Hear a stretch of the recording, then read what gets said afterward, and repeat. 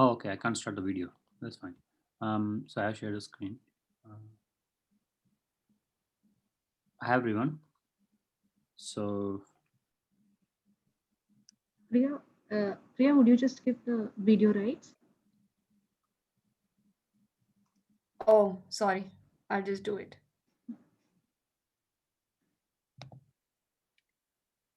Sorry to interrupt, Kishore. no, that's all right.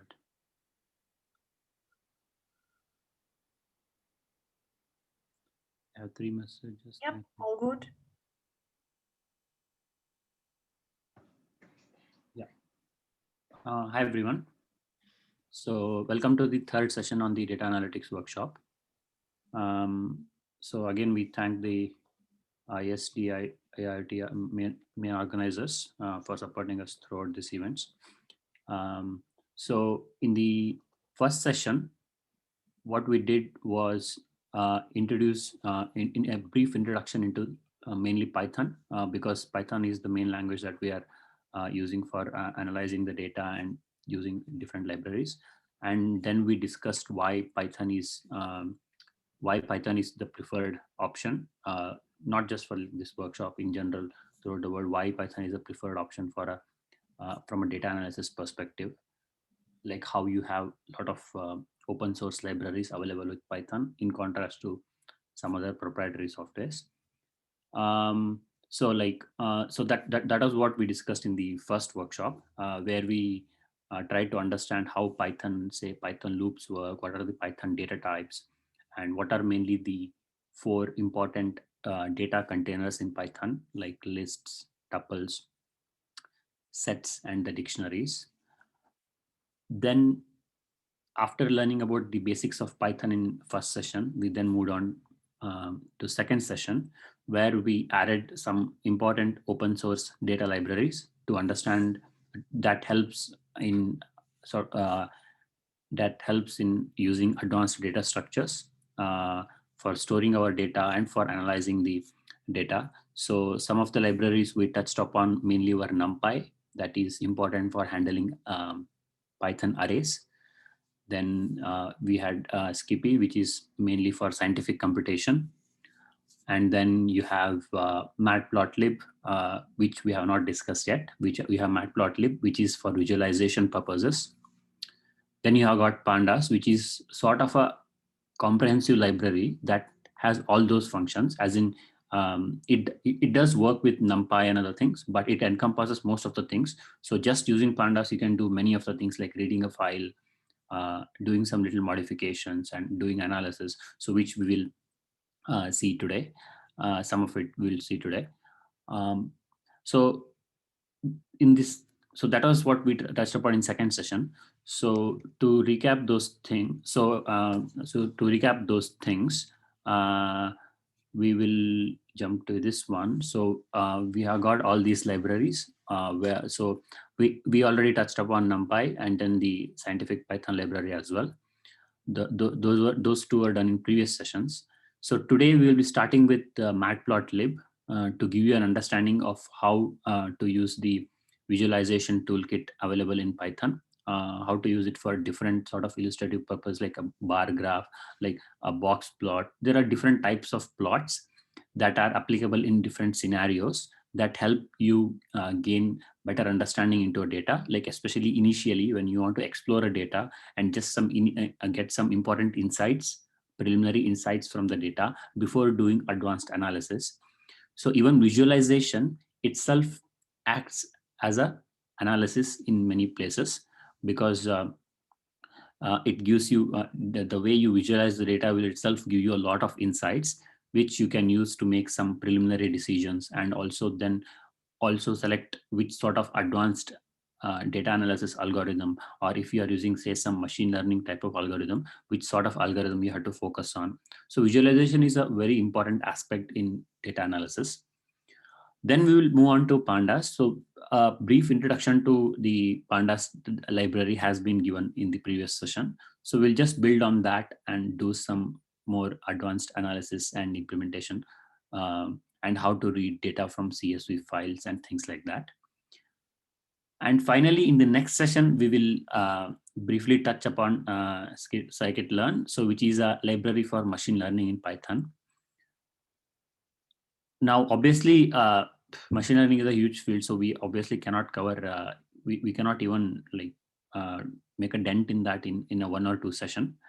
But we'll still give a very brief introduction, just an overview to what exactly is machine learning and how it's sort of changed the entire day. Because especially nowadays, if someone says data analysis, it's almost sort of conflated with machine learning without even like, although you do have some non-machine learning type of analysis, like using basic statistics and other things, but machine learning has sort of penetrated all the fields. So where you have to do predictive modeling and things like that.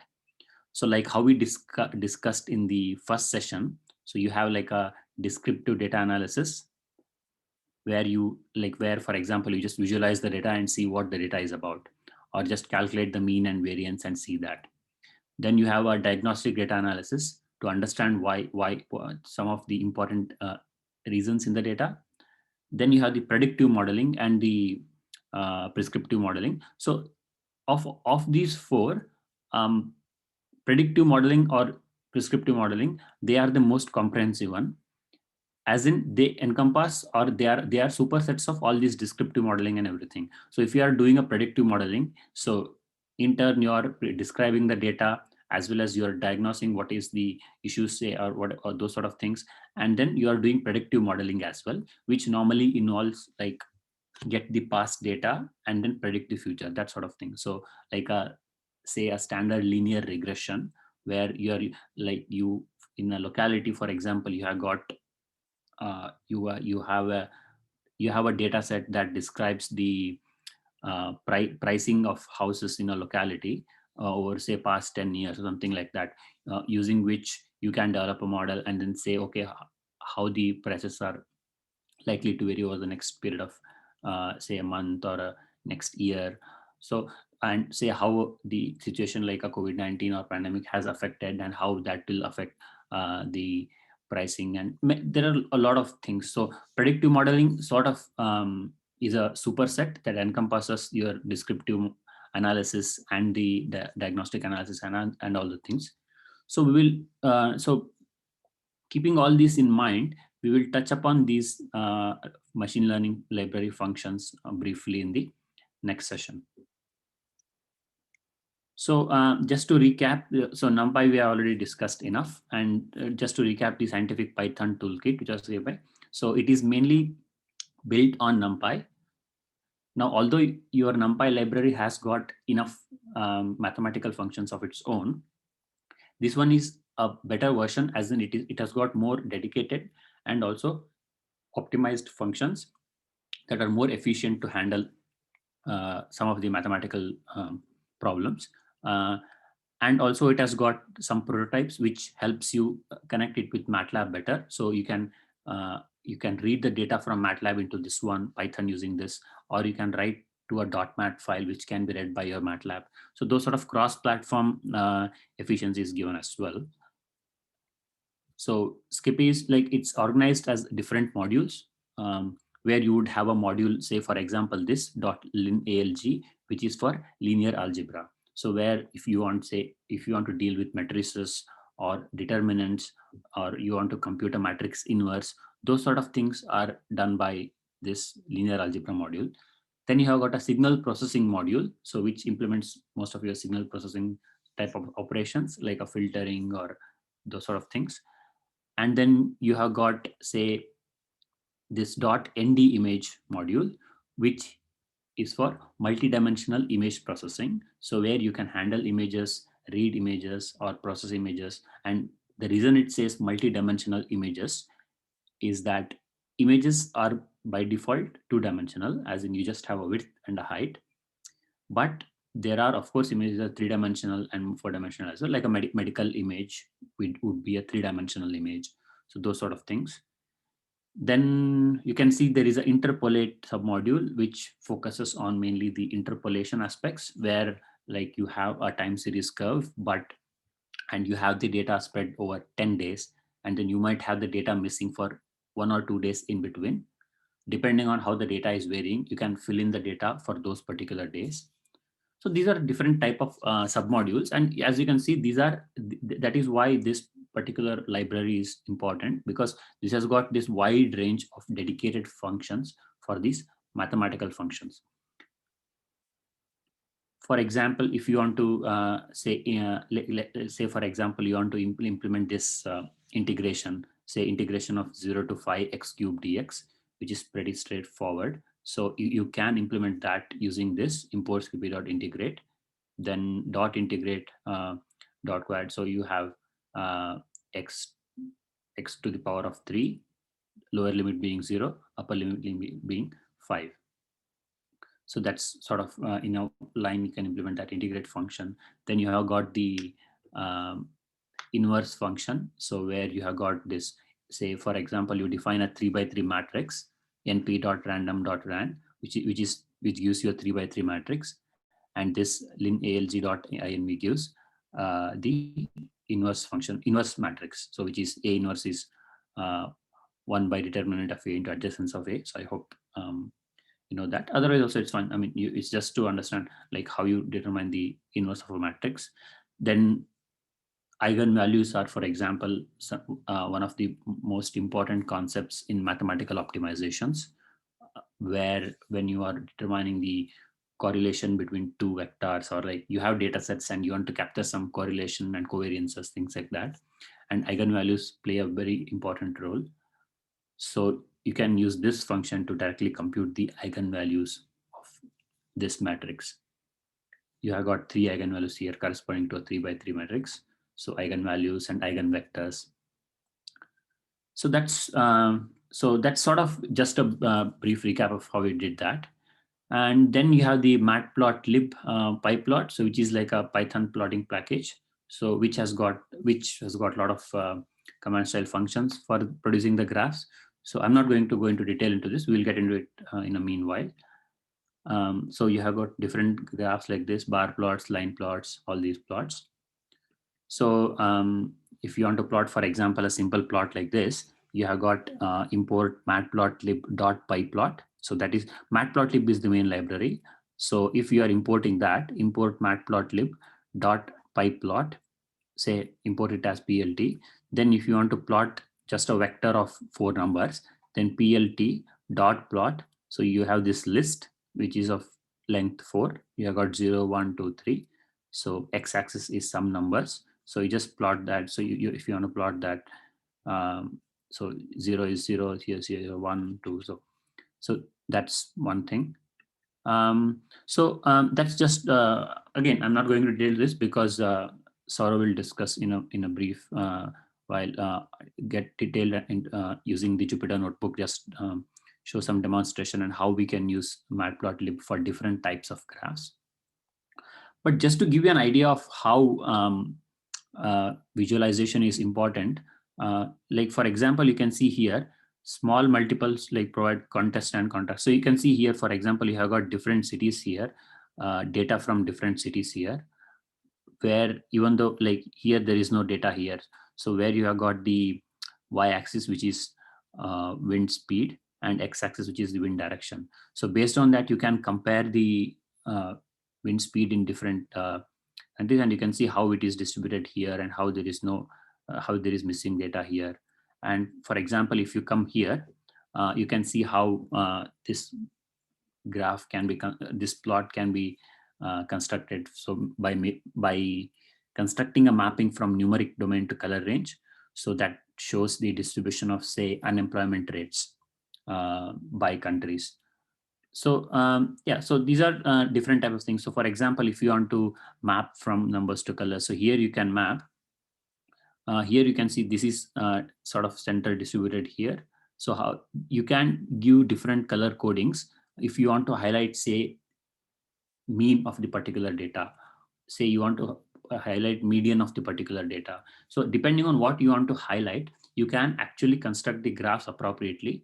So as they say, like picture is worth 1,000 words. So just using these pictures, you can tell a lot of stories on a particular data set, and how yeah, you would have come across like a lot of these economics analysis, like where they want to analyze like a country-wise unemployment rate, or say some GDP rate, those sort of things. So you can construct these lot of visually pleasing as well as highly informative tools that give you information.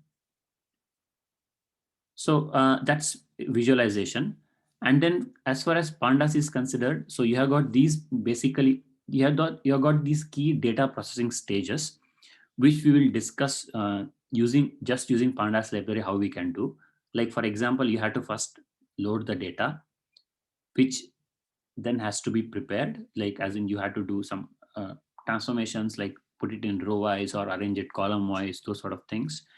Then is data cleaning, where if you have missing data or if you have some duplicates, those sort of things you have to remove. Then of course the visualization aspect, and ultimately ending with the predictive data modeling. So you might have your input data in the form of a CSV file or a pickle object. Now pickle object is a very useful object in Python, which is just a serial data, which just serializes the entire data set into a byte stream. So you can very efficiently write all of your data set into just one pickle file, which is very easy for transferring over the web or even otherwise. And then you can easily unpickle it and read it back. Then you have got the JSON files, or even the CSV files are obviously the most widely used. So we'll get into these things in a little while.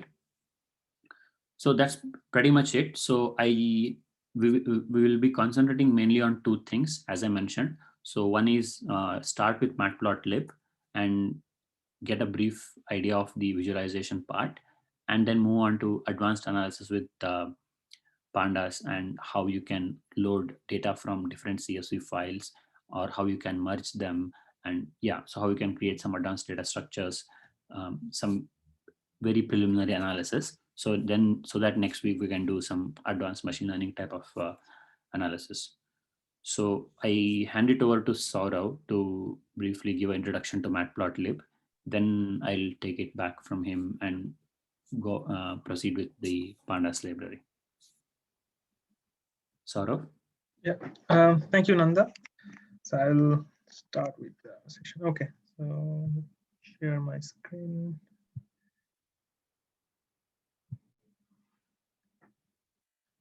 Okay.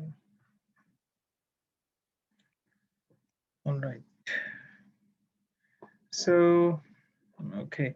So today we start with some of the basics of matplotlib in this session. So let's first begin with a very simple plot.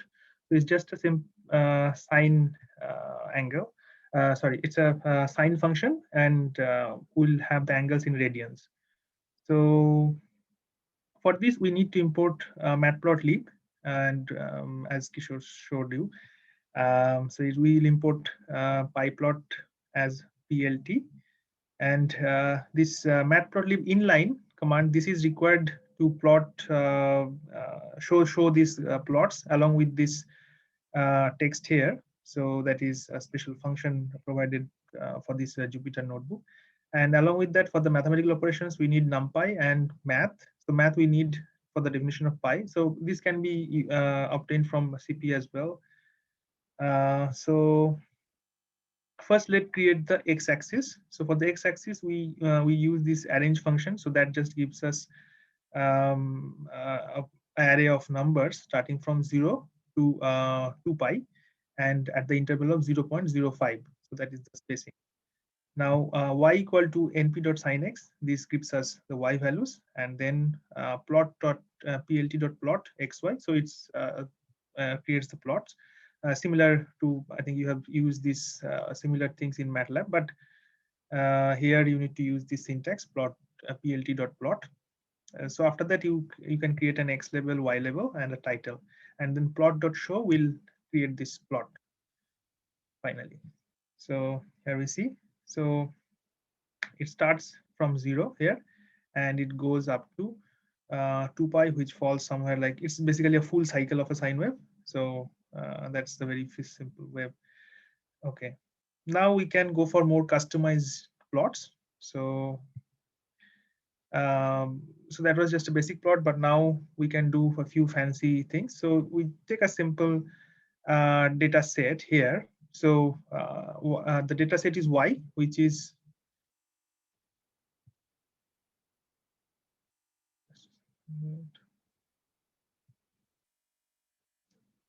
okay, from 1, 4, 9, 16 like this, and two different x-axes are chosen, but against the same value. So, but their lengths are all same. So, all right. So now we can create two different plots. So one is against y against x1, and we want to plot this like a solid line with yellow color and square marker. And second one is what we plot against x2, which is a dashed line again with green color and a circle marker. And also we can add legends. So one of the legends is TV. So okay, let me first put this so that it will be easy for you to understand. So here a couple of things we have created. So we have the X label as medium and Y label as cells, and we have added two legends. And we can select the location, which is like lower right. So we can add like lower right or upper right or lower left, upper right, upper left, like that. So this is a customized plot. Now as we go on, now sometimes we need to create a subplot, that is more number of plots should be in place. So here we create a simple plot first, just three data, 1, 2, 3, and we'll create a subplot. First I'll create it so that it will be easy to understand. Yeah, so this subplot is creating a subplot. So 2, 1, 1, that means 2 rows and 1 column, and 1 is the first one of that. So as I think similar indexing you have seen in MATLAB. And then we plot it. So just range.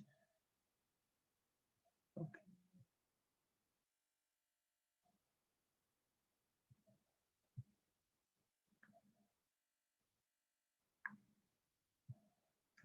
All right. So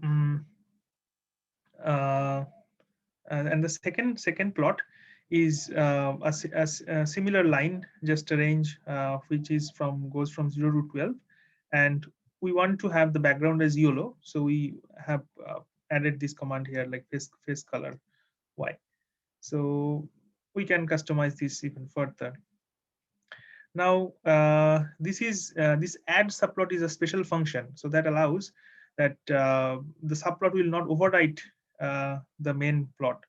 So here we have used this command instead of subplot, the add underscore subplot. So let's see how it works. So yeah, so if you see now, so we are doing the same plot, but here the second subplot is coming within the main body of this first plot. So it's like being added, so it is not overwriting the plot here.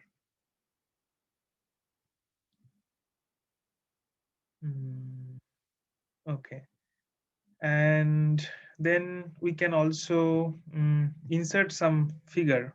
So here, let's see. Okay, so you see, this is a main plot is a sine function, and we want to insert as an cos function in the inset. So here we can do it like this. So first is like a same thing that we did at the beginning. So x equal to range of this, and then y equal to np sine. And then along with that, when we are creating this plot here, so we are adding this cos function here. So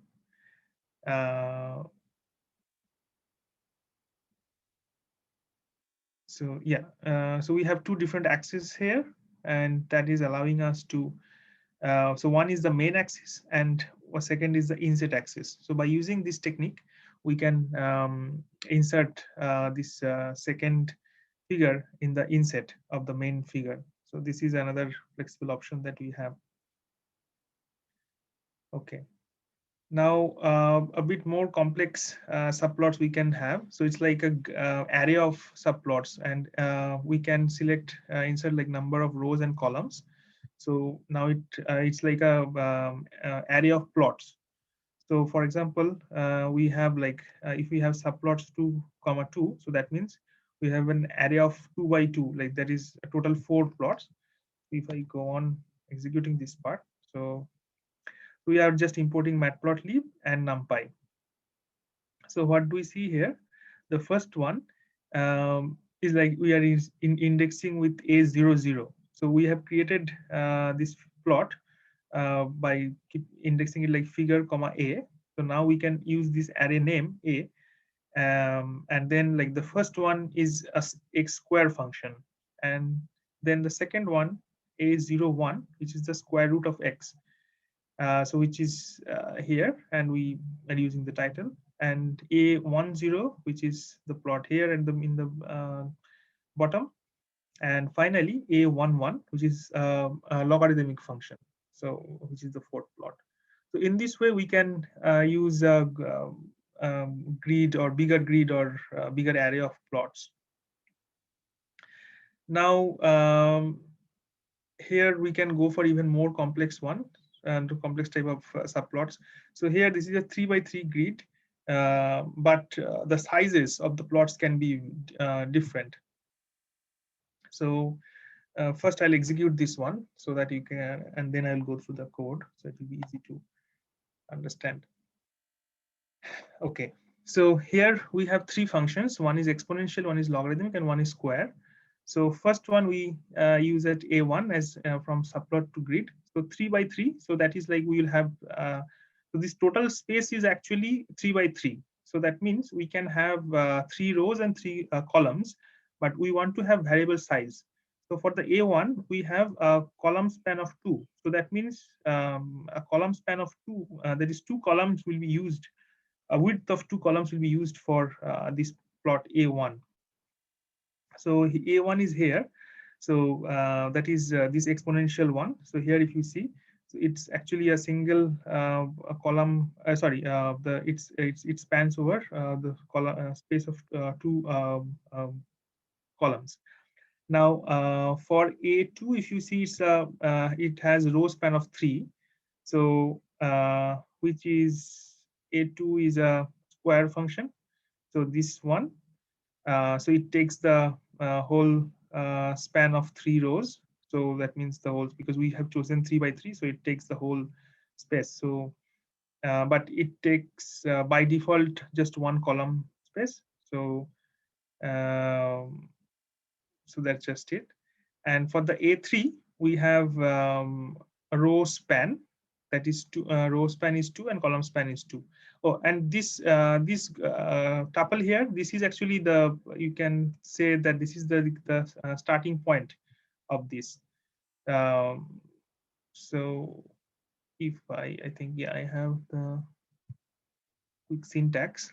So here, if I can show you the more details. So the first, this entry is like shape, then location, then row span, column span. So these are the things that we are entering here. So column span and row span you have understood, and the location is the sequence of 2 integers. So this is like location to place the axis within the grid. So just to clarify here, so based on this, the plot will be starting. And now going further,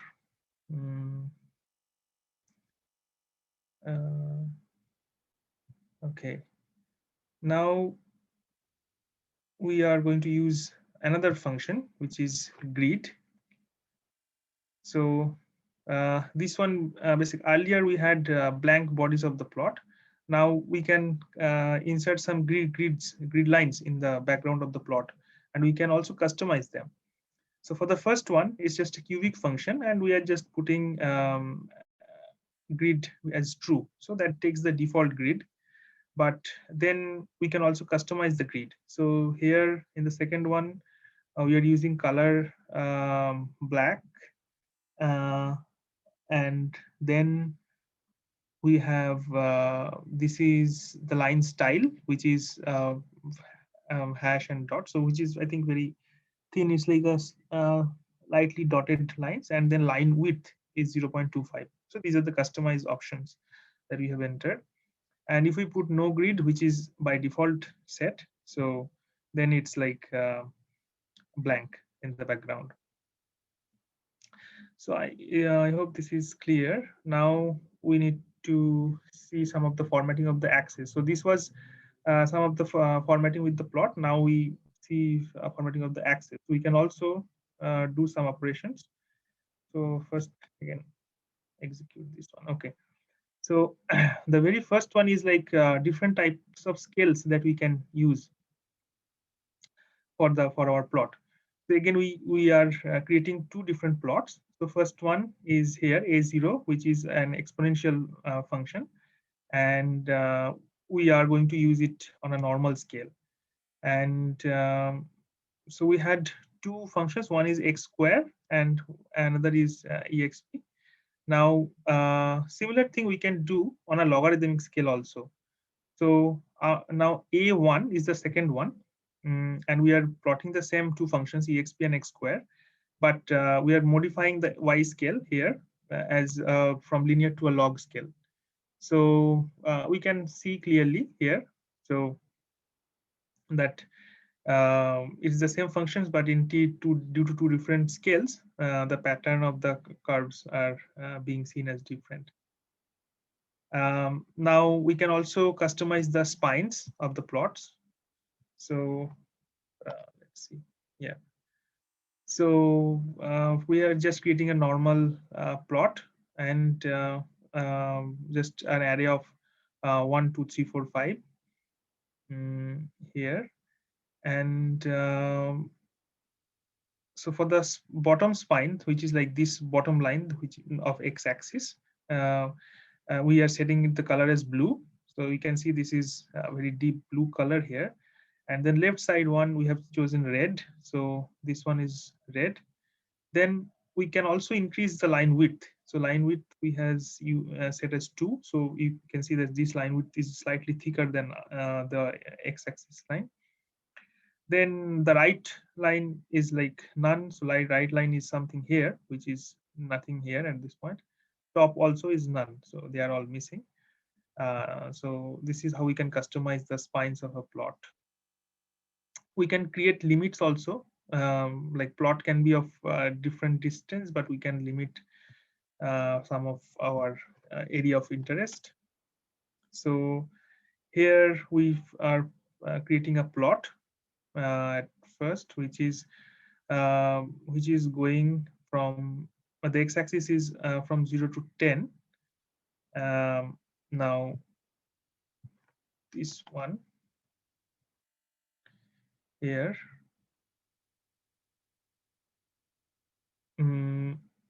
Now we are setting the actually y limit as here, set y lim from 0 to 10,000. So this plot can go up from 0 to 10,000. So you can see the y-axis values are spanned from 0 to 10,000, and x lim is 0 to 10, which allows the plot to go from 0 to 10. But here, if you see, this is by default values are taken. So which like it goes from 0 to not 0 even. I think x-axis is somewhere in between 0 to 1 and goes up to slightly more than 9. And y-axis is also truncated at 8,000. So these things we can change easily. And next we can change the ticks and ticks labels also of the axis. So here, if we go through here, so earlier we had numerical values here, if you remember, for this plot. Maybe this one, yeah. So like 0, 1, 2, 3, 4, 5, 6, like that. So instead of that, here what we are doing, we are changing ticks. So we can first use this command ax.set ticks. So the ticks will be placed at 0, 2, 4, and 6. So these are the locations. and the labels are given as 0, 2, 4, and 6. And rest is just a simple sine wave. And y ticks also we can change it from 0, sorry, -1, 0, and 1. So we instead of this numerical, we also can add here some, modify these labels also. So maybe just can show you, for example, y ticks, say -1. I'm just using some arbitrary level.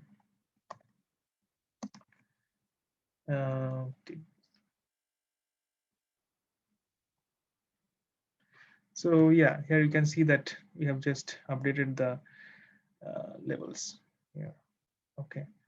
So twin axis is again, this is also sometimes we use. So we need to plot two different types of plots. So one is, but they have different scales. So we need to use both the y axis in the left and right side.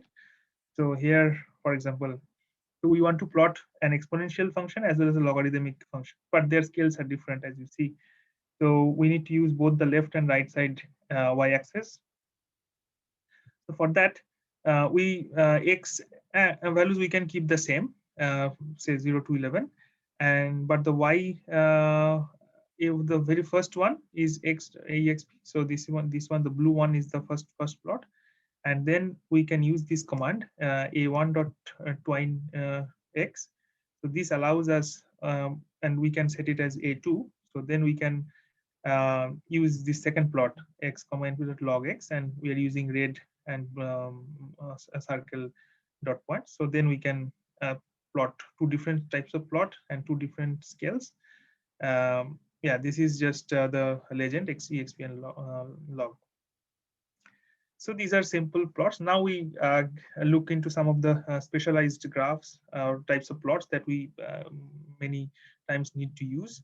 For example, this is a bar plot.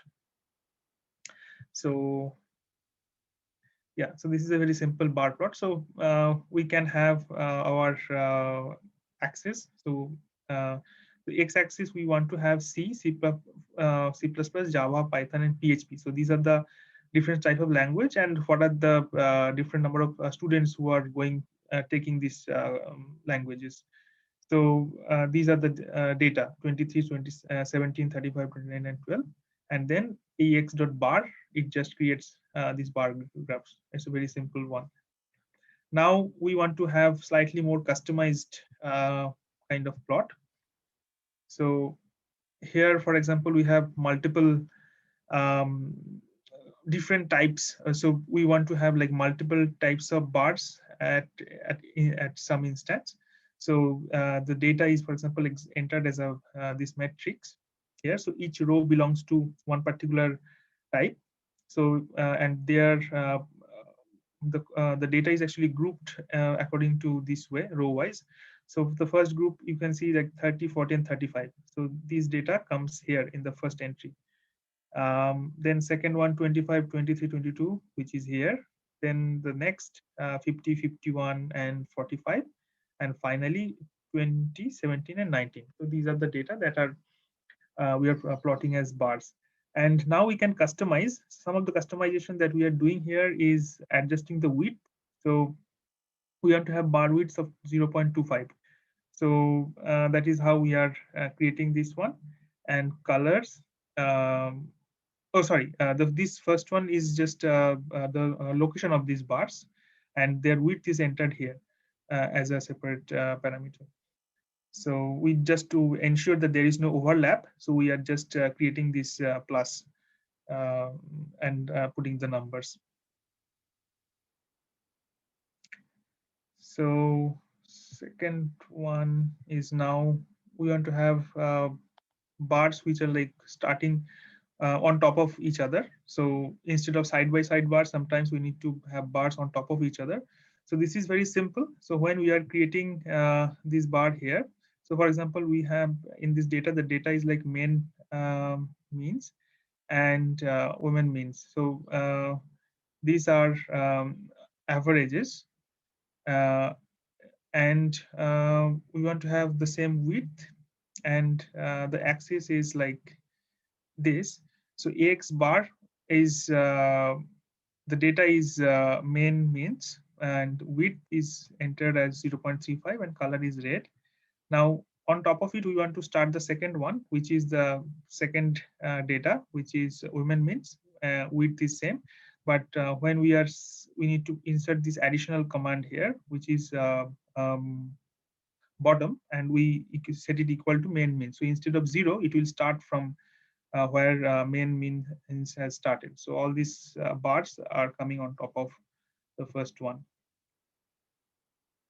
So then the rest of the things are customization. Say like arranging some legends and the ticks and all these things. So those are straightforward. Then one of the more very common or very useful thing in his statistical analysis, which is a histogram.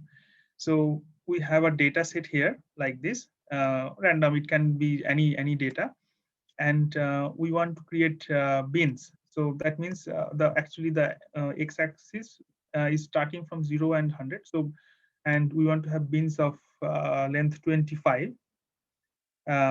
So let's see how it goes. So yeah, if you see here, so it's a histogram of these marks, and we want to see that number of students are taking. So these are the different numbers, and which number falls into which group. So accordingly, after this classification or kind of arranging the data into different bins, we create this histogram here. Then this is another interesting status plot that is used in statistics, which is pie chart. So here we have a data, say the different languages, C, C++, Java, Python, and PHP, and number of students in all these 1, 2, 3, 4, 5, all these 5 subjects. But this plot actually shows the data as the percentage of students of each subject. So it doesn't give you the data exactly, so it shows the percentage. So if you see here, so depending on the whole entered data, so what percentage is distributed into which category is shown here. Then this is a scatter plot. So I think this is also very commonly used. So it's basically 2-dimensional data. So you want to see the variation in a 2-dimensional axis. So for example, here is a set of data is girls grades and boys grade. So this is the grade range. So grade range varies from 0 to 10. I mean, it's starting from 10 and goes up to 100. And boys and girls grades are distributed. In a 2D axis, we can see that how this data is scattered. So AX dot scattered, this will create the plot, and we are using these colors, red and blue. So just to identify. Now there are, okay, so quiver plot, sorry, the contour plot actually is when you have a function of 2 variables here, like Z, which is a function of X and Y. So then the contour shows this function's projections on the on a plane of 2 dimensions. So this function, if I show you here, so so the main function is Z equal to square root of X square plus Y square, so that it can be visible in 3 dimensions, but we are not using the three dimensions. So it's like the projection of this function in 2 dimension, and it's different circular cross sections you can think of are shown in this by using this contour plot. And the figure, this color bar is used, so which gives us a variation of the range by this color map. So as we are in the center, which is like 0, but as we go outside from this center, the values increase, and these are shown by these different discrete disks of different colors. So, okay, then some of the plots are, I can briefly, also there are many actually, but everything is not always required. So box plot is another important one, which is used for statistics analysis. So here the data is random one. So we are using random seed. So for example, a normal distributed random data is used. So 4 data sets of different collection is used here randomly. And so based on this data, when this box plot is created, so box plot actually shows you a couple of things. So it shows you the minimum here, the maximum here, and the first quartile, median, third quartile, and maximum. So these few things it shows. So for different data, they are like starting and ending at different ranges. So the minimum and maximum here, and they are first quartile and second, the third quartile, they are shown here by this box basically. Okay, now we'll go through some of the 3D plots. So actually, the matplotlib was initially designed to be only 2D, but then some of the 3D functionalities are also added. So for that, we need to import something extra. So this extra import we need to make MPL toolkits and import mplot3D. So this one is just to create a sim, and we also need to add this one, axis plot axis as projection equal to 3D. So this is for 3D space creation. And then if we run this one, so we can see this is just a simple combination of functions. So x is z into some sine function, and y equal to z into cos function. So this creates the 3D contour, which we can use this plot 3D. So x, y, z. So this creates this nice swirling contour in a 3D space.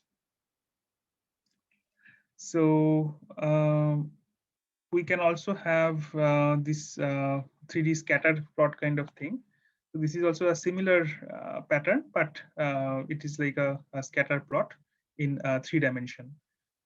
So here, this one is just ax dot scatter. So that's the only thing. And C is the color map.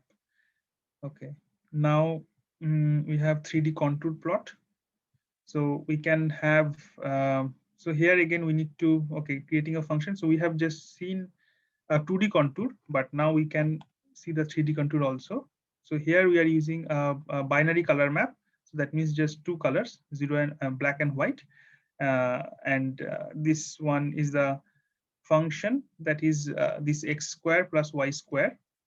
And we are using a sine of its square root.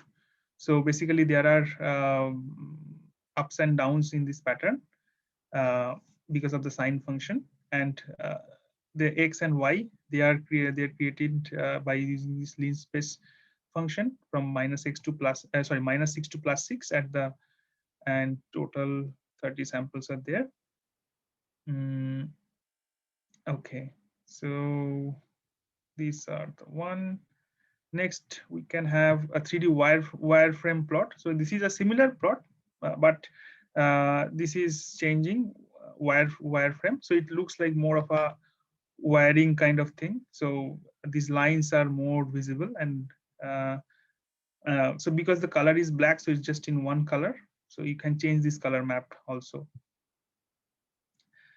Okay, and then there is this surface plot, which is like a 3D surface. So now we have not created any edge color. The plot surface is like a 3D surface. We are still using the same function. So rest is all same. So this creates a surface type plot. So we can also add some mathematical expression also in the plot sometimes, because sometimes we need to, for our display purpose, we need to add some equations or something. So here, for example, we are using level of, say, a sine twice omega t. So this is the expression that we want to enter in the plot. So This is one, and we can also use the location like this. The first two these numbers, these are the coordinates. We can adjust them accordingly. So the first level was a sine 2 omega t. The second one is like 0.1 and minus 0.5. So here, which is a square root, and these are directly using the LaTeX fonts. So this dollar sign can be used here. Okay. Now, finally, I'll show you some of the easy, simple things with images.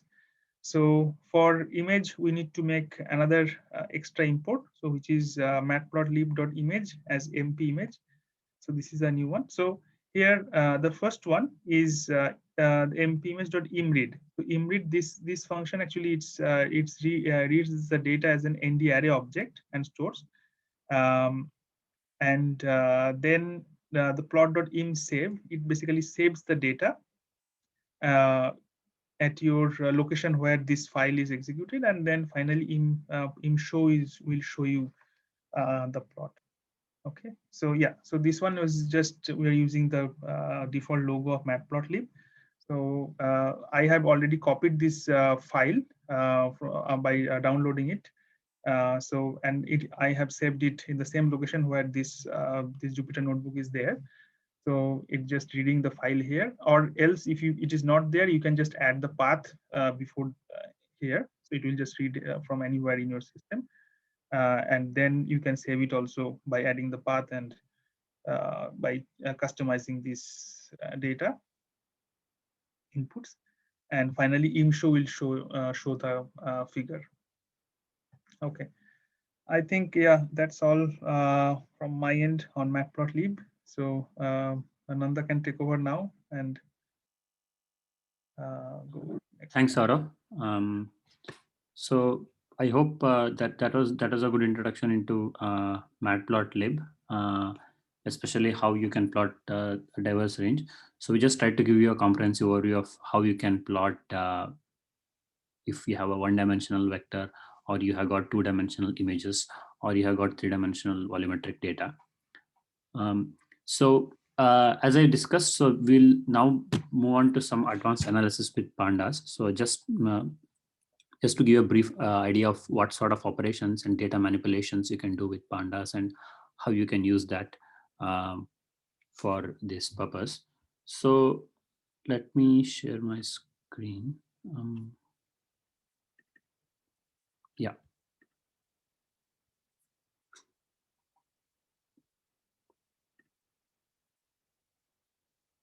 So we discussed last week briefly about pandas.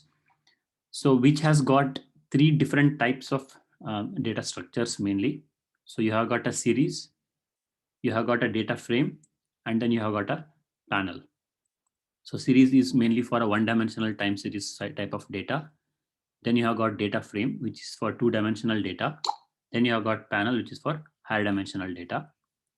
So one is a subset of other. So data frame, so like data frame is nothing but it's a container of series, and panel is a container of data frame. So for example, so these are the main three important data structures that you use to represent any of the data that you may come across using the pandas library. So for example, if you want to discuss series, then say import pandas as PD, then you're importing NumPy. So you declare, say, a NumPy array, np.array of these 4 integers. Then if you want to construct a series from that pd.series, so it will give you this series. Or you can construct a series from a dictionary, so which has got these keys and values. So that would be this. This is a series. Then you have got a data frame, which would be a two-dimensional data structure. So where your data would be arranged in a tabular fashion. So where you have got rows and columns. So for example, something like this. So which is so same list. If you want to construct it into a this thing, so then you have the indices here, and these are the columns. Or you have a dictionary. So where, for example, you have this name, which is the key is name and the value is a list. The key is age and value is the list. So for example, if you want to store this dictionary, which has got keys name and keys age. So you have got 3 names here and corresponding 3 ages. And then you do pd.data frame of data. So now as you can see here, so if you want to just, you can do it 2 ways. So one is this. So then, so if you are giving the indices here, so without giving the indices also you can construct. So you can just do pandas.data frame of this. So we should give you this. So by default, it will assign 0, 1, 2 as indices. Then you have got 1 column for name and 1 column for age. So this one key creates 1 column and this another key creates another column. So you have got these columns. And then if you explicitly assign indices, then it will give you this. So which has got say rank 1, rank 2, rank 3, something like that. So you have got these indices and then for these values. That is for 2D. And then the panel, which is a 3D data. So which is actually what used the name pandas to this library. It's actually derived from econometrics. So where you use panel data. So from panel data, it's actually derived as pandas. So you have got like a 3D library here where say, for example, np.random.rand of 3, 4, 5. So 3 in first dimension, 4 in second dimension, and 5 in third dimension. So from this, you print this dimensions 3, 4, and 5, 3 items, 4 in major axis and 5 in minor axis. So this, I just mentioned this to sort of as a brief recap. So we did discuss this in little detail last week. So you have got 3 data structures here: series, data frame, and panel. So mostly we'll be using either series or data frame for vectors or 2D data sets. So as I mentioned, when I say data analysis, it has got this sequence of operations.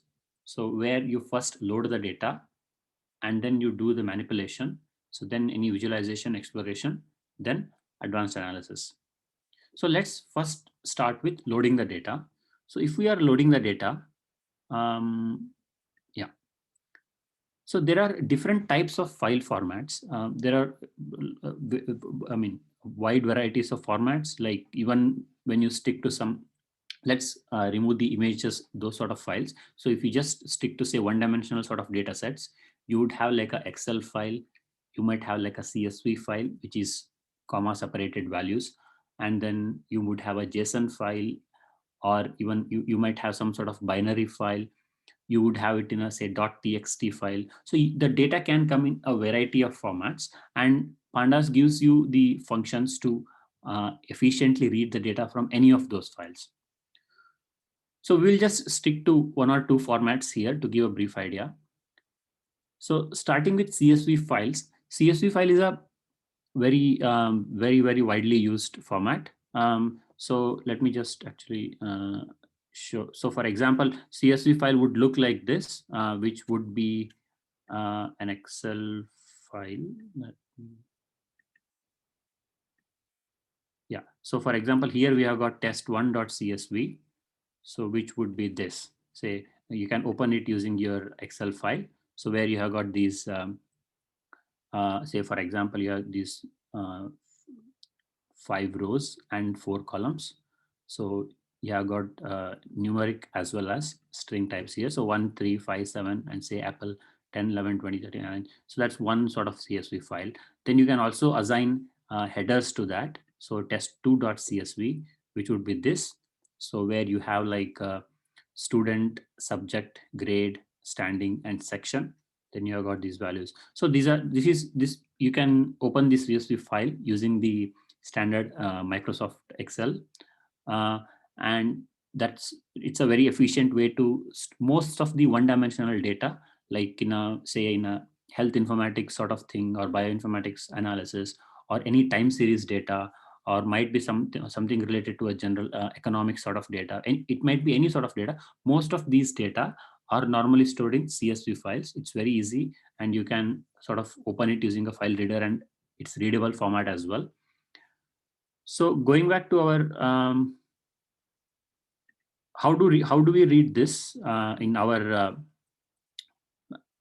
code? So import pandas as PD, right? So it gives a function read underscore CSV, pd.read underscore CSV. So which is to read that CSV file. So we had test1.csv, and there are a lot of arguments you can actually give here, but I'm not mentioning any of those because you can pretty much get the syntax from a standard Google search documentation.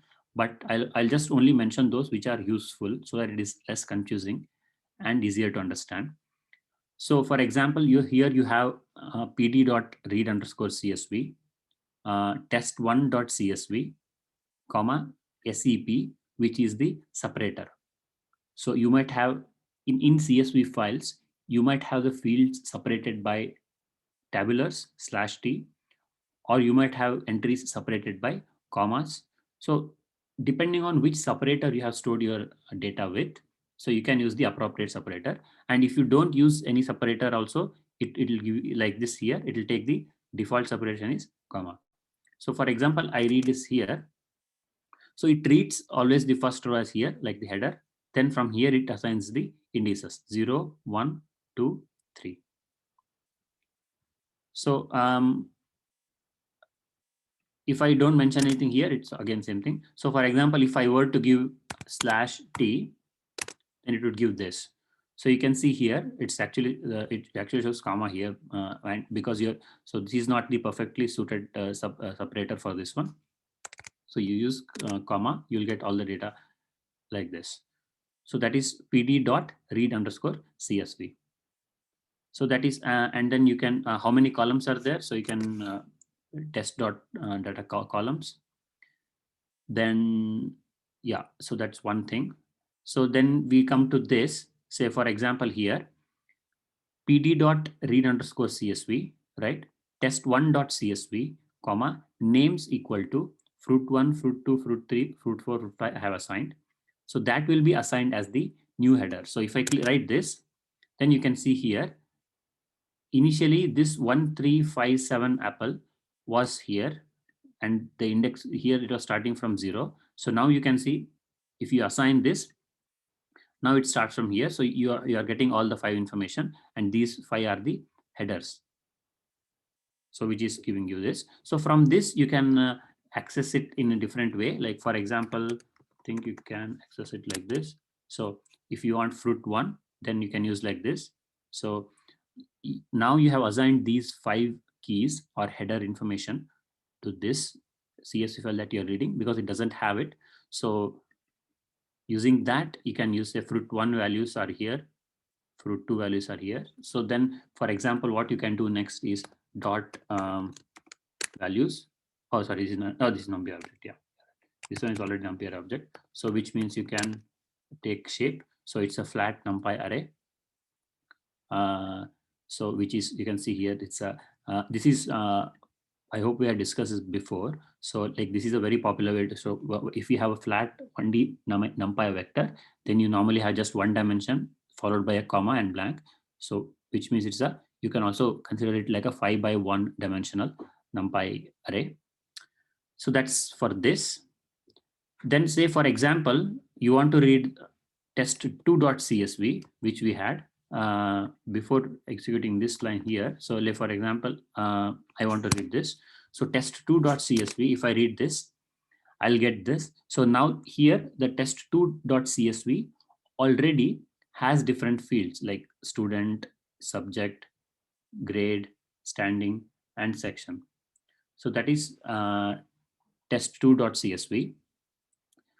Now, say for example, you want to read only particular columns from these CSV files. So like you just want to read the subject, and you just want to read the corresponding student.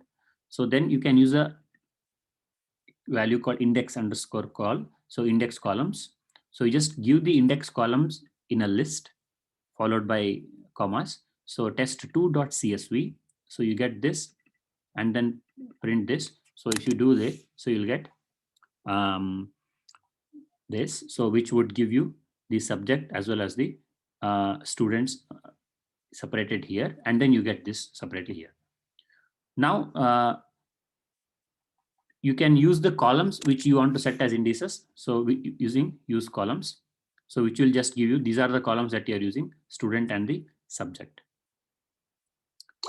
Then let's come to test3.csv, which is this, where you can see this is more like for missing data. So if you do not have data in, like if I go back to test3.csv, so here you can see here in my test3.csv, you can see there is blank here and there is blank here. So we do not have standing for this student for this subject, and we do not have the grade for this student for this subject. Now and this is a very practical problem you will encounter in most of the data analysis applications, because for some or the other practical reason, you may find it difficult or you may fail to capture the corresponding data. So, yeah. So you can see here, NaN is normally, this is what you will get if you have a missing field. So if you, once you get NaN, then there are different ways to handle that. So which we will see later. So you can either ignore it and just calculate your sums, whatever calculations you are doing, or you can replace that with say 0, or you can replace that with some fixed prior entry because you have some prior knowledge about the data set. So it's like if a particular field is missing, then use this value because you have some prior domain knowledge of the task in hand. So there are different ways to handle that. But this missing data, so this is how your missing data would appear. So this is just brief about reading the CSV files. So you have a CSV file which you are reading. Then if you have a data which you want to write to a CSV file, that is pretty straightforward. So like you have this this test underscore data which we read from this CSV, right? So if you want to check this, so it is a pandas, you can see pandas score frame data frame, so which is a 2-dimensional data container. So whatever we read here, pd.read underscore CSV, the test underscore data structure that it gave us a data frame because it's a 2-dimensional data structure where you have got rows as well as columns. Now, if you want to write this into a CSV file, all you have to do is test underscore data you have. So just like how you had pd.read underscore CSV and file name. So here, take this test underscore data, then 2 underscore CSV to convert to CSV, and then write the file name here. So if I do this here, it will write the CSV file. Or we can also do this if we don't want to write the index or the header. So we can keep that as false and write that to CSV file, which is stored on my disk now. So you can, so which is stored on my disk. So you can be here. So if I come back here, then it will be test4.tsv. So which is stored here. So, so that is how you handle comma separated values or CSV files. Then you have got JSON files, which is sort of a binary sort of format. So which is also very widely used to even store some image related information, header information. So for that, again, it's pretty straightforward. Like just like how you had read underscore CSV, you have read underscore JSON. So this, and then same thing, just like you had 2 underscore CSV, you have 2 underscore JSON if you want to write to JSON file. Then you have pickle. Now, pickle module is actually a very powerful algorithm for serialization of data structure in Python. So what it does is, whatever hierarchical data structure you may have, it just like a dictionary you might have, or a nested dictionary you might have, or a list you might have, whatever the data structure is, it just converts all of that into a serialized byte stream and stores it in a pickle file. So so that it's very easy if you want to transmit it or like transmit it or a web or any other things. Then again, you can unpickle it. Like, so for example, for that we have to import a module called pickle, import pickle. Now this is a dedicated separate library for pickle. So using which, say for example, we have got this dictionary data where we have got the keys day and this key is value, and then we have got Monday, Tuesday, and 1 and 2, say. Then import pickle, this is the data, then pickle data would be pickle.dumps of data. So if you do pickle.dumps of data, so it will, you don't need to print this. So this is how it would look like. So this is the pickle data. Then from that pickle data, if you want to load, you will have pickle.load of pickle data. So you'll get back your dictionary. So that is the dedicated library for pickle. And there is one more recent library which is called cpickle, which is an optimized version of the pickle library written using C, and which is much faster and other things. Now this pickle operation you can also do using the pandas structure. So where just like how you had the read CSV, write CSV, you have got the same thing. So for example, I did pd.read CSV, test2.csv, right? So I have this. Then this test data I am converting to pickle. So test data dot to underscore pickle test data dot pkl. Pkl is the extension for a pickle file. So I convert that to pickle file. And then now if I read back, I'll get it back. So which is pd.read pickle. So this is a very general. So as you can see, most of them have consistent formats. So you either have pd.read underscore CSV, you have pd.read underscore JSON, or you have pd.read underscore pickle. So these are some file formats. So this is how you would load a data that you want to analyze into your Python code. So once you load the data, what happens is you may have to do a lot of transformations. So for example, you might have data from multiple sources, right? Like you might have data, like you might have files where, let's say you have got a energy consumption related data files for a particular area, and you have got like you have got the CSV files per house. So if there are 10 houses, you would have 10 CSV files, those sort of things. And what you have to do next is, once you load the data, the next step is data manipulation. So which is, before you can analyze the data, convert that raw data you have into an analyzable format. So like merge the data, and if you want to do some transposes, permutation, those things, do all those things and put it into a standard format, which you can then subsequently use for your analysis. Because most of these algorithms, even, and it's also a good practice, as in most of the standard algorithms, or even if you are practically implementing also, normally some of them would be agnostic to the data where it's coming from. So as in, whether it is coming from energy related data, or whether it is some, say, some city infrastructure related traffic data, whatever it might be, the source, whatever it might be, ultimately the algorithm expects, say, some two-dimensional matrix, where you have rows that represents observation at particular point in time, where you have columns which represents, say, some particular feature which is varying with respect to time, like a energy consumption in watts or something, then the bill that that household has paid. So you would have different features as columns. So these algorithms expect the data in a certain format, like a two-dimensional matrix. So getting the data into that format is what is the next step. And so after reading, you have to pass it through the second stage, where you are manipulating the data and everything, and make sure it is sort of in that standard format. So let's quickly have a look at this part, which is data manipulation. So let's start. So there are different types of manipulation things. So for example, you have something called merging. So which is, if you want to merge the information from multiple data sources. If you want to concatenate different types of arrays, pandas, so those things are there. So for example, let's start with merging. So we have, say, import pandas as PD. Okay. Now let's define a data frame left. This is pandas data frame. So like how we said, so pd.data frame, right? So you have a dictionary. This is essentially a dictionary, so which you are converting into a pandas data frame. So where you have got 3 keys. One is ID, one is name, one is subject ID.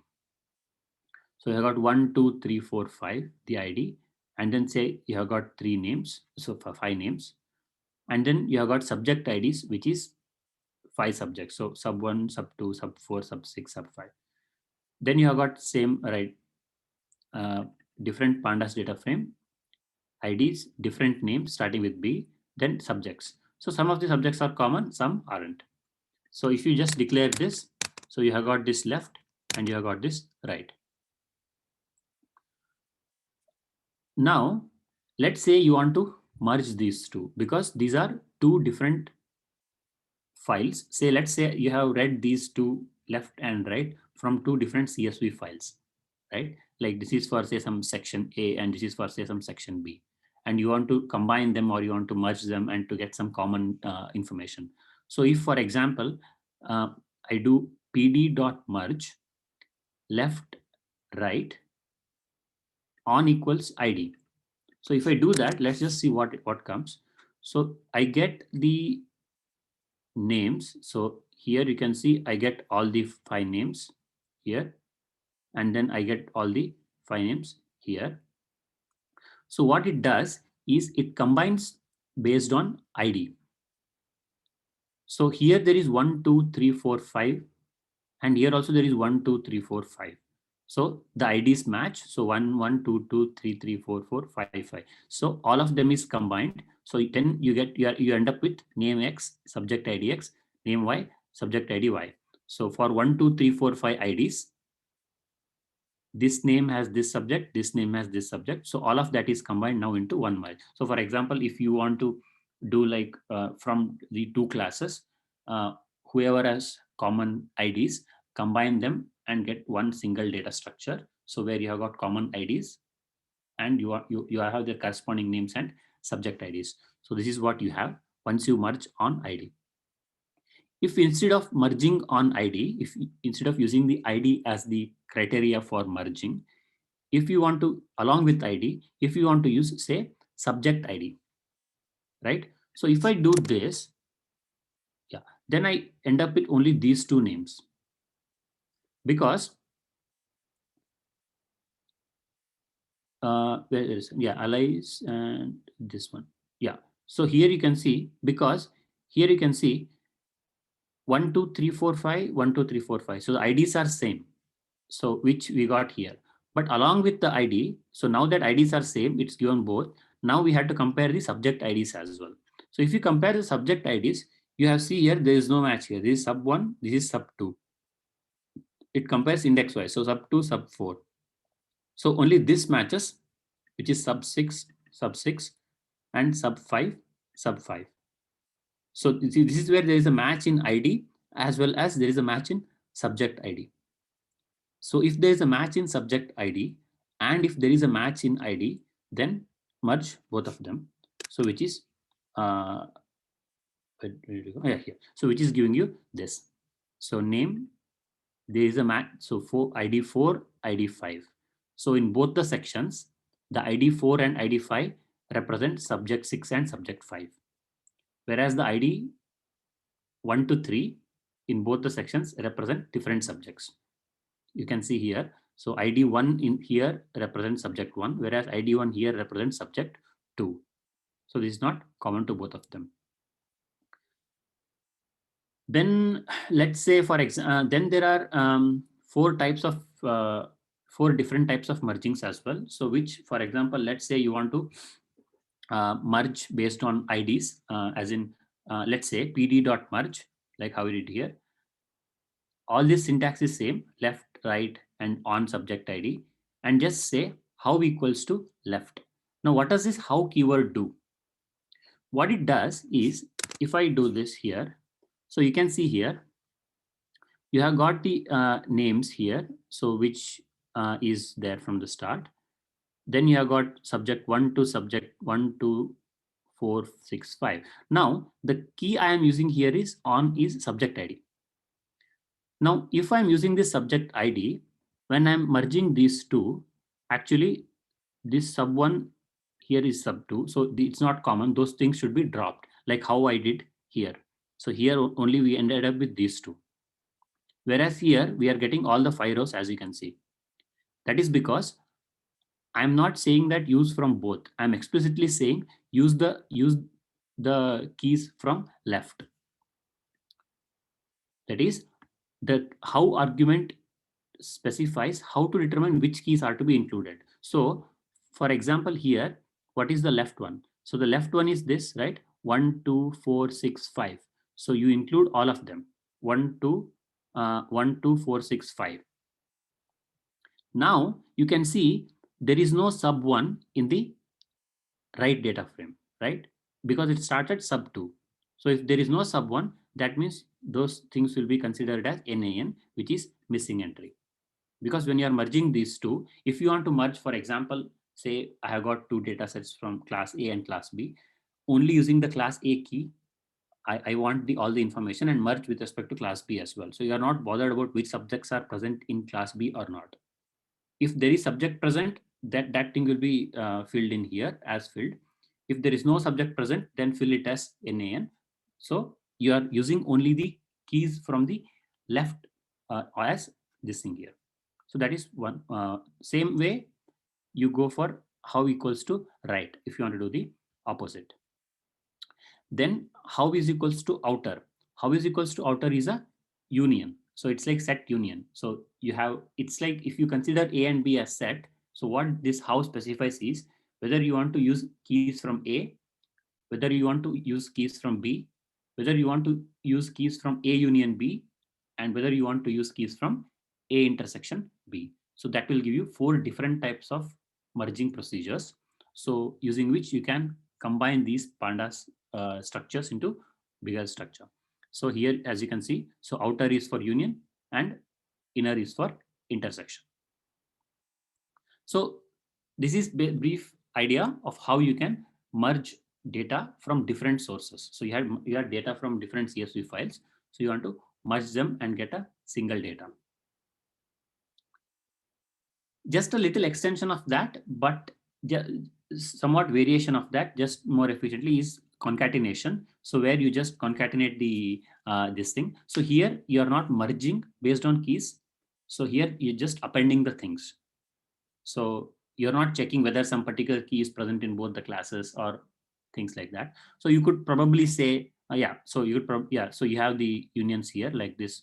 So you could like append like this. Like for example, let's say we start with the same pandas data frame. So this is 1, this is 2. So these are some of the standard examples we have from borrowed from some of the open source websites. So which we will share later. So you can use them to build more examples and practice. So you have 2 such structures here, say pd.dataFrame. So name, subject ID, marks code, and index. Same thing for this. So if you want to concatenate, you just do say pd.concat 1 and 2. So it just appends it. So you can see here, even the indices are appended, as you can see. If I run this, so 1, 2, and this. So you can see here. So 1, 2, 3, 4, 5, 1, 2, 3, 4, 5. So it's appended like this. So you can append it using keys so that you have a key X for the pandas data frame from first and this from second. Then you can specify the axis, so which would give you this. So if axis is 1, it's that. If axis is 0, it's just appending like this, a row after row. If axis is 1, it's appending like this, column wise. Concatenation, I mean. Append means you don't have to specify the axis. Append means just appends at the end. So that is just an extension of sort of like merging. So merging, concatenation, what all of these things do is just help you put together a lot of multiple CSV files and data information into one proper data structure. Then you have something called pivoting. So where if you, for example, say you have this data frame, say ID, name, subject ID. So if you want to stack and unstack it, like convert rows into columns and columns into rows, like if I do test frame dot stack, it stacks them as rows. So like for example, you can see here, ID1, name, Billy, subject ID, ID, name. So all of these things appear as rows. If you unstack it, so again, you'll get it back as your original entry.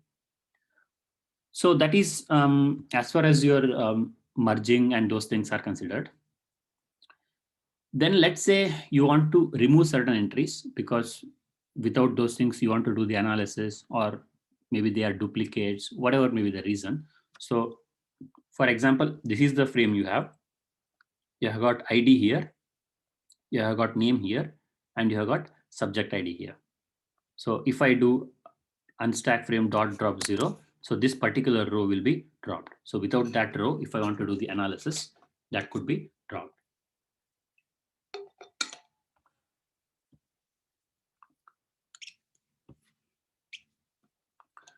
Then let's say we have duplicate entries. So which is this. So here you can write the, you can check this. Like here you have color, white, white, red, red, then white. So and value is 21332. So it's just checking the values. So for example here, false, false, false, true, true. So what it does is DF frame dot duplicated. So this is not duplicated, this is not duplicated, this is not duplicated, but this now is appearing for the second time as well as this. So first 3 entries are false and second is true. So if you just want to get which ones are duplicated, so you can just do, what you can do is dframe dot, you can use this dframe dot duplicated as an index and write dframe of dframe dot duplicated, so which will give you the duplicated ones. So this 3 and 4 are duplicated, which is red 3 and white 2. Then let's say you want to replace certain entries. Like for example, here you have got this pandas data frame, so which is this, right? Now you want to replace this also with red. You want to replace this color, particular color with red, and this particular one with green. Then say you define this dictionary. So where here you have this replaced by this. This is the key, this is the value. Then all I have to do is take this pandas data frame, which is frame dot replace with this dictionary. So what it does is when I do frame dot replace of dictionary, so it replaces this particular value here with the corresponding value. So this is the key, this is the value. So here, so you can see here, if I do this, okay. Oh, this are not defined. So this and then this. So you can see here, this after mug, this also is defined as is replaced by red. This is replaced by red. This is replaced by green here. So that's how you would want to replace. Then if you have say missing values, let's say for example this is the missing data. I construct this missing data, so where you have got NaN here, NaN here, NaN here, those things. So then you can do, for example, use this is null function, so which would give you this. So A is false, B is true. So it just checks for this all non-rows. So true here, then false here. So not null will do the opposite of that. So wherever true is here, we'll get false. So it just depends on what binary test you are doing, whether you are checking for whether it is null or whether you're checking for not null condition. Then you can do df.fill NA of 0, which what it does is fill all the non-available, NA is non-available, so all the non-available entries with 0. So if I do that, you can see all of these NA entries are now filled with zeros. Or if you want to just remove them, then you can do df.drop NA, which just drops those entries. So you can just remove those column selectively also. So these are some important things. So which is what we did was, so merging the multiple sources of information, then reorganizing them, like stacking by rows or stacking by columns. And then if you have duplicate entries, if you want to remove certain entries, and then of course, if you have missing entries.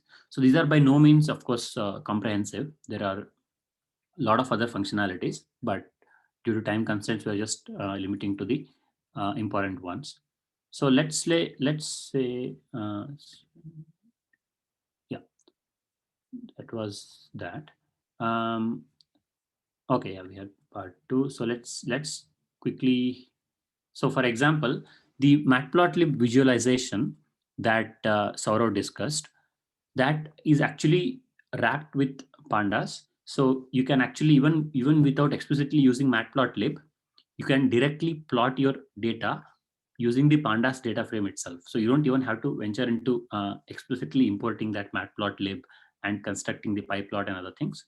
So for example, as you can see here, if you check this, say for this, yeah, so this is the, let's say this is the data frame that you have. So this is the data frame that you have. So here, this is another important function that is very useful.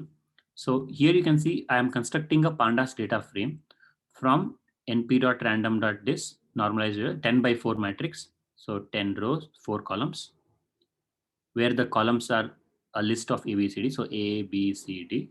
So all this thing is fine. Now what is this? So this is,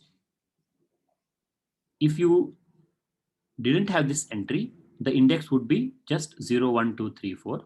But if you want to create like a time series data, you could have like pd.date range. So which gives you this. So which is periods 10. So it starts with this. So it gives you the date range in this format. So using that, you're constructing this data frame. If you want to plot this, so all you have to do is just do df.plot. That's it. So that will directly give you the plot. Okay, I think should have. Yeah.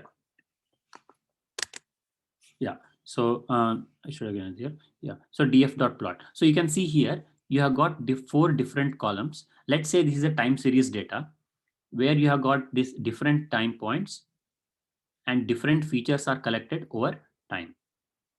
So then this is A, which is plotted here with blue color.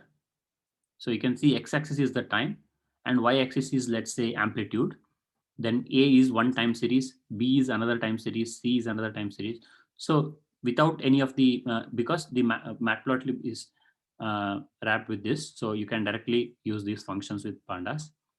So if you want to plot the bar graph, then again data frame and then just dot bar, you do this. So these are the sort of functions. If you want to do df.plot.box, so it just give you this box plot.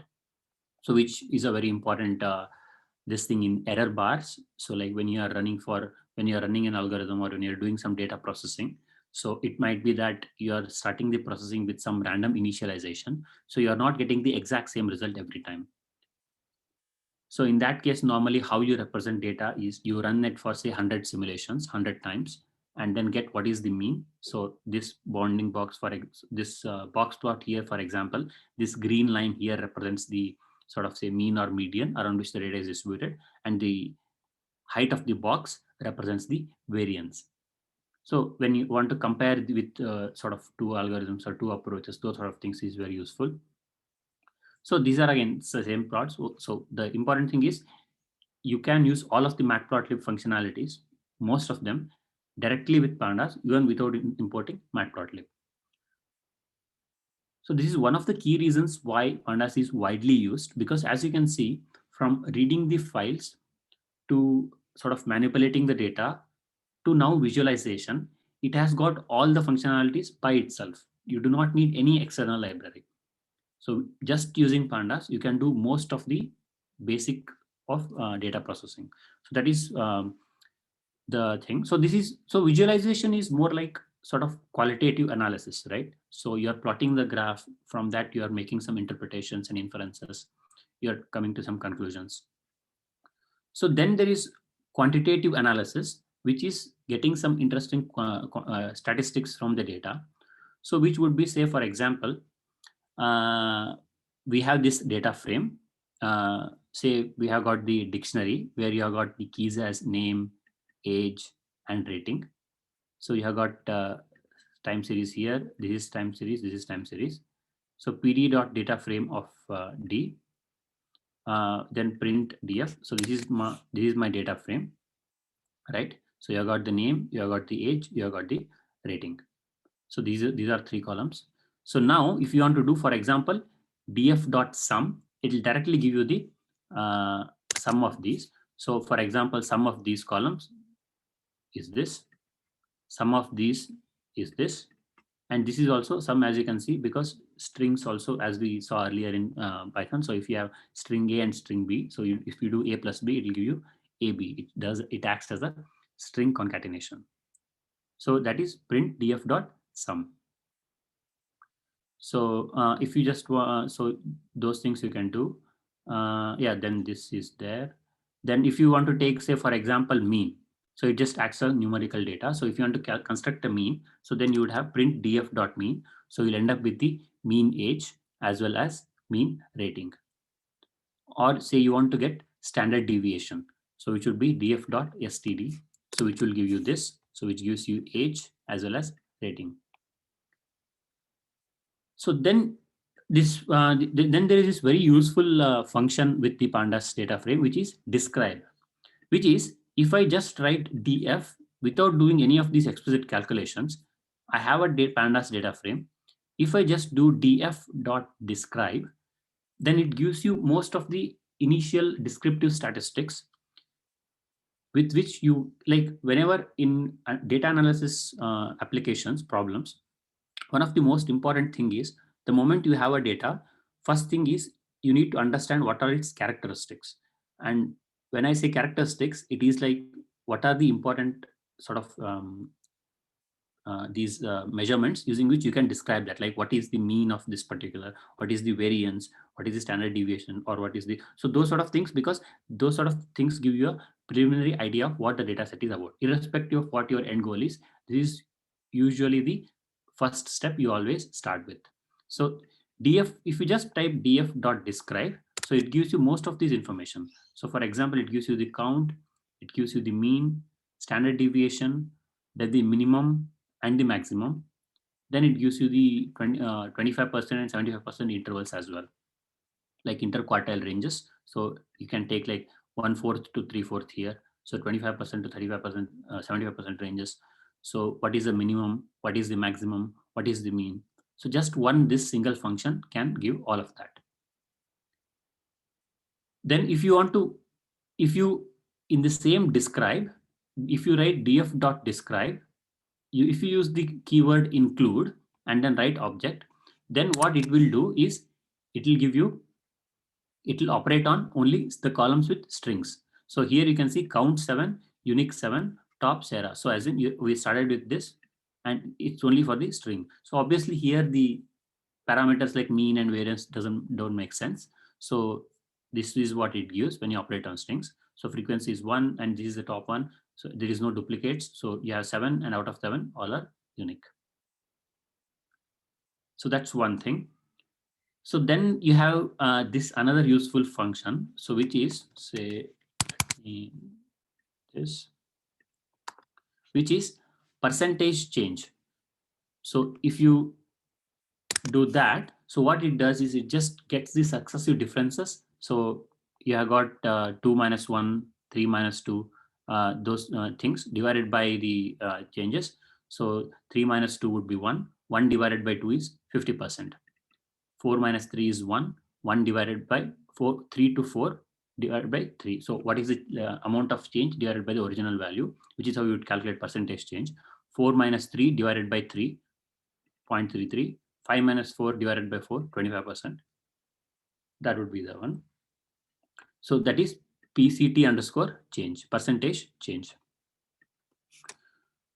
Then if you want to calculate covariance matrices, which is another important this thing. So where it describes the relationship between variable A and variable B, like how you calculate correlation, like so you calculate covariance matrices.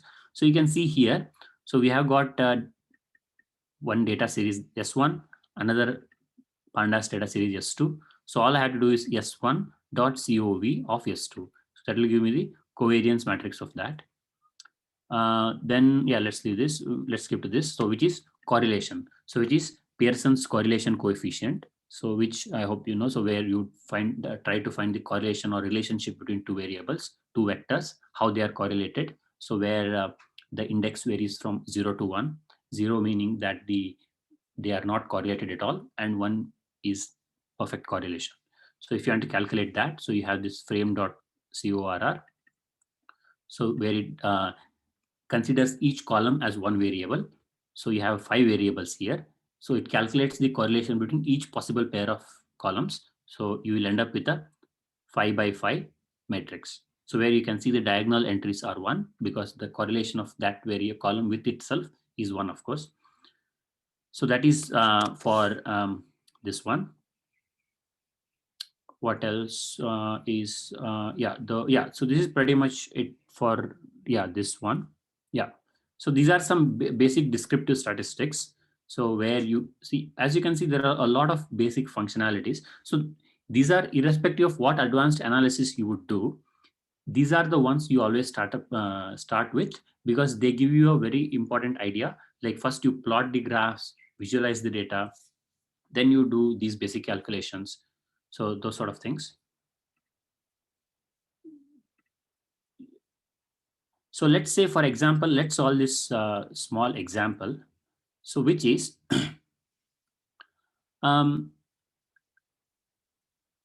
linear regression.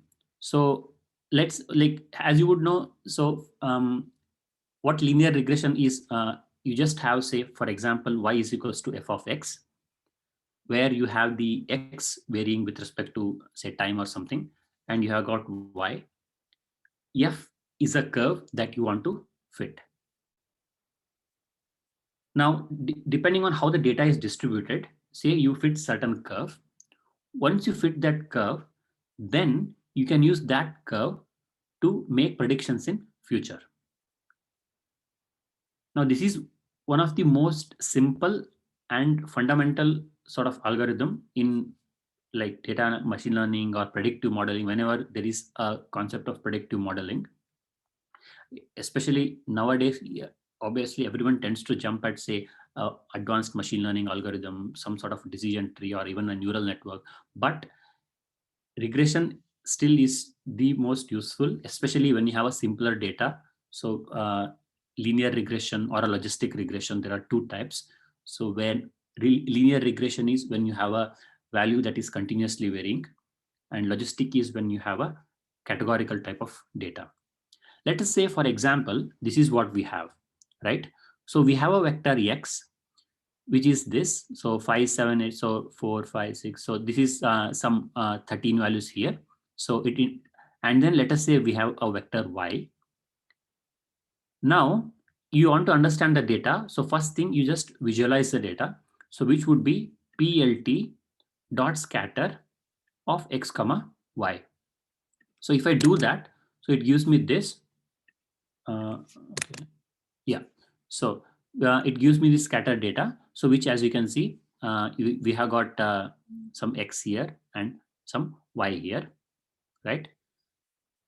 Now, what we'll do next is, so yeah, this is the data we have. This is the data that we have, x and y. Now we want to perform simple regression. As I mentioned earlier, this scientific Python or Skippy is one of the very useful library for performing these sort of basic and useful mathematical these things. So for example, we do here stats dot linear regression of x comma y. So it does linear regression here. So now here you can see from Skippy import stats. So it has got a submodule like how we discussed Skippy dot integrate or this dot optimize dot signal processing, those sort of things. So we import the stats module. Once we take this, so it gives us a very simple linear regression, which is fitting a straight line. As you would know, equation to a straight line is y is equals to mx plus c, where m is the slope and x is your input and c is the intercept, and you end up with the output y. So all regression does is finding the value of m and c, because so you are given some 10 values of x and y. So using those values, you determine the m and c. Once you know m and c, then you end up with your equation, which would be, say, y is equals to 2x plus 3. Then for a new x, you will know what is y.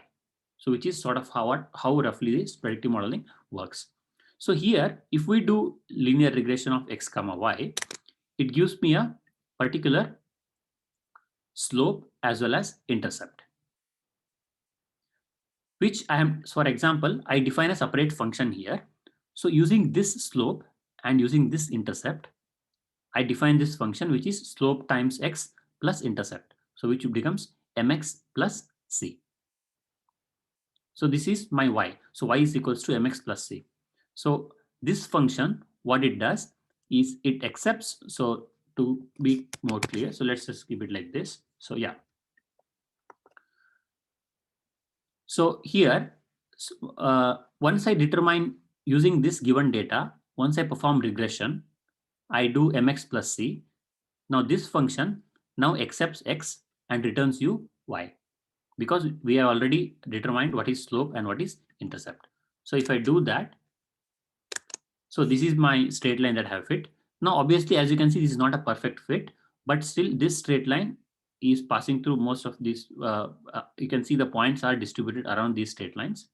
So using that, I am able to fit this straight line. So now if I get a new x, so for example here, say my x is 10, so it will give me new value of y. So I hope this is clear. So this is a very preliminary example of how regression works. This is obviously, as you can see here, this is obviously not a perfect fit.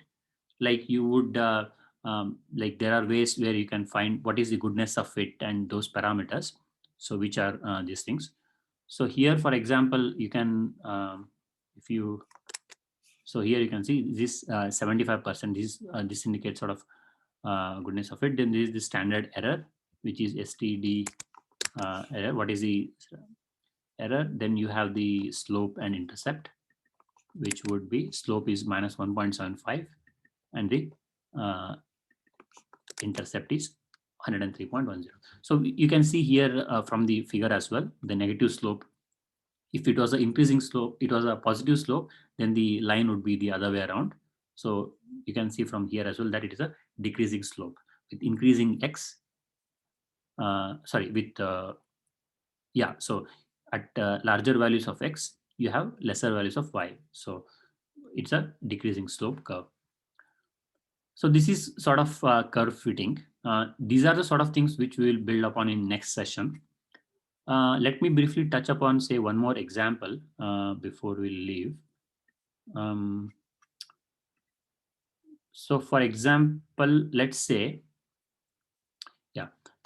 for example, read the GDP per capita data from a given CSV file and construct a histogram to compare the differences between different continents. So for example, let's say we have,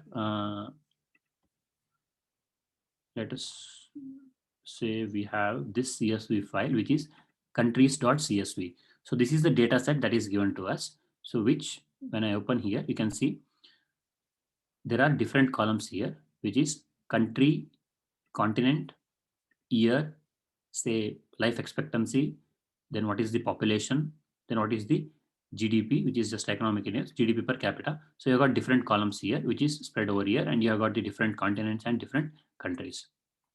Now, how we can start with this sort of data is, for example, do the import pandas as PD, then do this, right? So countries is equals to this one. So now you just take the countries in the year 2007. So what you can do is, so if I print this, for example, so you can see here, country, continent, year, life expectancy, population, and GDP per capita. So we want to do the analysis only for the year 2007. So what we will do is countries dot year. Wherever it is equals to 2007, take those data. So countries of countries dot year equals to 2007. So this will give us the data from 2007. So if I print this now, so if I print this now, then I'll end up with only the data for 2007. Now inside this, that is first. Now in the year 2007, I want to make the comparisons only between Asia and Europe. So which would give me countries underscore 2007 dot continent equals to Asia, countries underscore 2007 dot continent equals to Europe. So if I get that data, then I'll get only for the Europe and Asia. So now if I do, say for example, I'll do set of this. Now why set? Because to ensure there are no redundancies. So if I do this, so I'll get, say there are 33 countries in Asia for 2007 for my comparison purpose, and there are 30 countries in Europe for year 2007. So essentially what I'm trying to do is take the 33 countries from Asia and take the 30 countries from Europe and then compare their GDP per capita. So here, for example, plot hist, that is the function that we can use, like how we discussed in the matplotlib features. So we have got the Asia 2000. So here you can see plt.subplot. So we have got 2 rows, 1 column, and this first and this second. So you add the title, you add the y label as Asia, y label as Europe. Now here 0 to 50,000, so GDP per capita. You take the Asia underscore 2007 dot GDP per capita. So you'll get that column. Then you define the range and the bin width. So that will give you the histograms. So this would be your histogram. So which is which would give you like how the sort of where they are distributed and those sort of things. So where the peak is there and all those values. So you can see the higher peaks here in the European countries, whereas somewhat lower in Asian countries. So depending on different these things. So this is some brief introduction into the basic analysis using pandas. I think we'll stop here for today. If I get into some other advanced topics, then it would be it's already too late. And because of these lot of concepts that we had to teach, we did not do the HackerRank today. But next week we will, along with some advanced concepts and some basic machine learning things for those libraries, we will also have 1 or 2 project sort of things on HackerRank, and for which we might like have some small prizes sort of things if you submit that onto the HackerRank, so some sort of a mini contest sort of thing. So which the details the organizers will announce later. Yeah, that's pretty much it for me from today. If the organizers want to make any further announcements, or if you guys have any doubts, please feel free. Thank you, Nandakishore. Do we have any questions for Nandakishore or Saurav?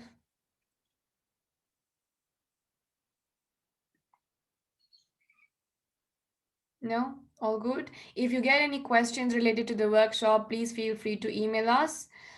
You have our email address, and we'll try to get back to you as soon as possible.